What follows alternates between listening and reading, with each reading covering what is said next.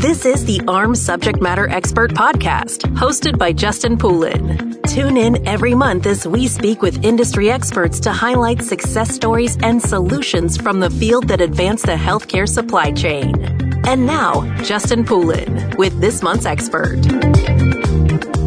This is Justin Poulin from Power Supply, live at AHRMM 23 in Orlando. Now we are speaking with Dawn Watkins, Director of Strategic Sourcing at UF Health Shands, and we're going to be talking about credit holds, everyone, and we're going to break it down into the anatomy of credit holds. Dawn, thank you so much for joining me here at AHRMM in Orlando. Thank you, and welcome to Florida. Yeah, this is definitely the time of year when Floridians go a little bit north, right? And me growing up in the New England area, now living in Pennsylvania, I actually really love coming down to the heat. I love humidity and the temperature is beautiful. Although I would say a lot of people are like, oh, I love coming in January and February. I love it just as much in August. It's great. Well, thank you so much. It's a pleasure to be here with you as well to talk about credit holds. When I think about credit holds, I think about paying our supply partners, and it's a universal concept, right? I like to get paid. Do you like to get paid? Yeah, I think we all like to get paid. Right. So whether that's in our employment or in rendering products and services, certainly payment is an important part of what we do. And as interest rates increase and bottom lines decrease, suppliers are taking a closer look at their accounts receivable. And so with that, we're also seeing that suppliers are taking on more risk, and this may result in higher risk of credit holds. And small suppliers, those that we look to partner with in our local communities, might even be at a higher risk. And so it's something that I think is important as we're looking at our supply chains that we pay close attention to.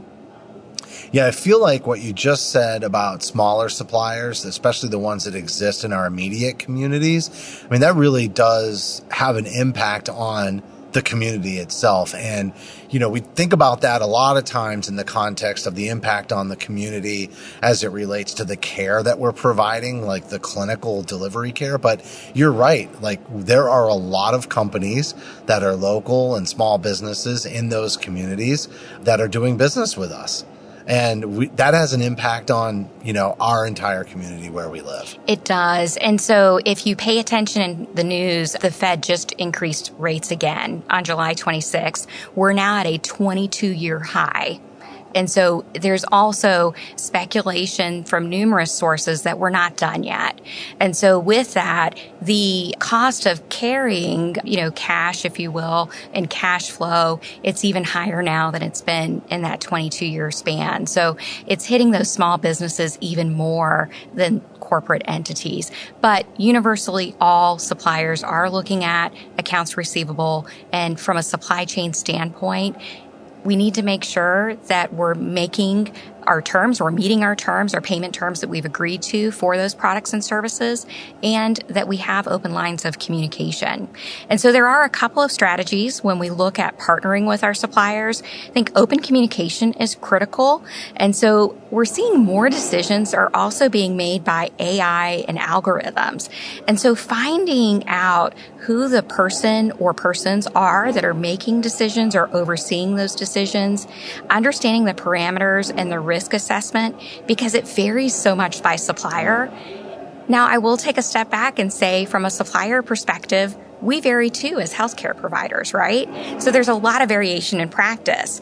There's not a one-size-fits-all solution, which makes the job even more challenging. And that's where it's so important to find that counterpart that you can partner with and that you can communicate with, so that when things do go unexpectedly wrong, you have that channel of communication open and you're able to build confidence for the supplier on your team.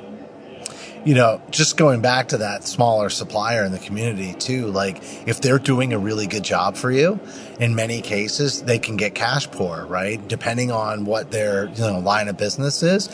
And especially with the carrying costs, like you said, and the interest rates going up, that they can often become victims of their own success just because what we're talking about is cash flow. Absolutely. And so they are more likely to put a credit hold on if they start to see that they are in, that kind of dangerous territory. But it's not just small companies, is it? It's not. It's all companies of all sizes.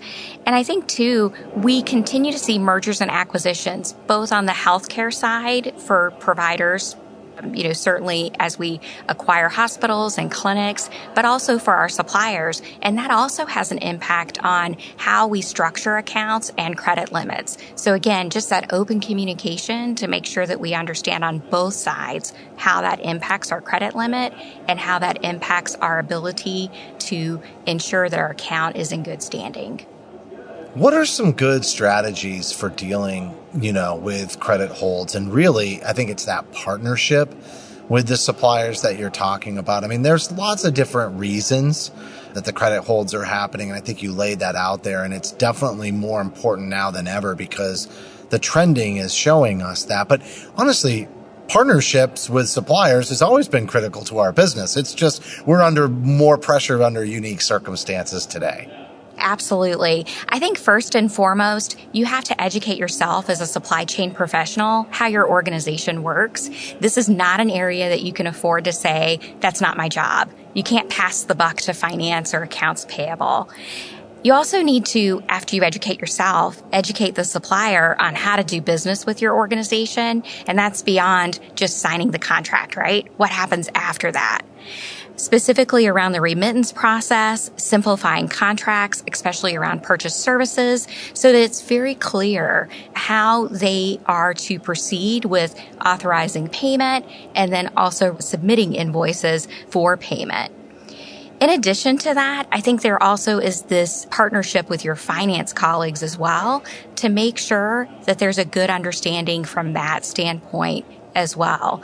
Everyone can learn from each other in terms of our part that we contribute to the overall process. I feel like, that education piece is really critical just because it's who has direct contact with who is actually initiating whatever's going to cause, the invoice to happen, right? And when I left nursing and went into a position with a supplier, I remember it was a service organization, and there would be like several days, maybe a week, definitely a month where we would submit invoices. And my request for the PO would always be packaged in a certain way that was really consistent so that I knew that I could get that PO quickly and initiate that process. But, it wasn't like I was talking to, accounts payable. I was talking to the buyer. And that's who was educating me. At the same time, one thing that you described to me as we were getting ready for this is there's a lot more AI and algorithms coming in, which I think is why you're saying it's even that much more critical that where we have some of those face-to-face relationships that we leverage that opportunity to sort of be a guide and educate people on the process so that your suppliers don't inadvertently put you on a credit hold, even if everything seems to be humming along like it's normal and everything's good. Such an excellent point. And I've seen examples where computers make mistakes too. And so having that human contact, that person you can reach out to resolve an issue is so important. Yeah. And people don't change behavior usually. I mean, we've done a lot of change management in this industry. If anybody understands change management, it's very rarely a computer's AI algorithm or the rejection of payment or anything like that that really changes anybody's behavior, right? What changes behavior is, those relationships and our ability to work together that way. How do you build confidence for the supplier with your team? How do you kind of bridge that in the way that you work with them? I think in general, building confidence has some universal application, follow through, open communication, transparency. Those are key. And in terms of the information that you share with the supplier, helping them walk through the process and getting the information that they need, the proof is in the pudding. So I think with that follow through and with that information, and when they see a successful outcome, that builds confidence. I also think, contracts can get really complex, right? how do you sort of make it easy on everybody? There's not an easy button. And certainly we want to meet the needs of all of our customers, both internally and externally.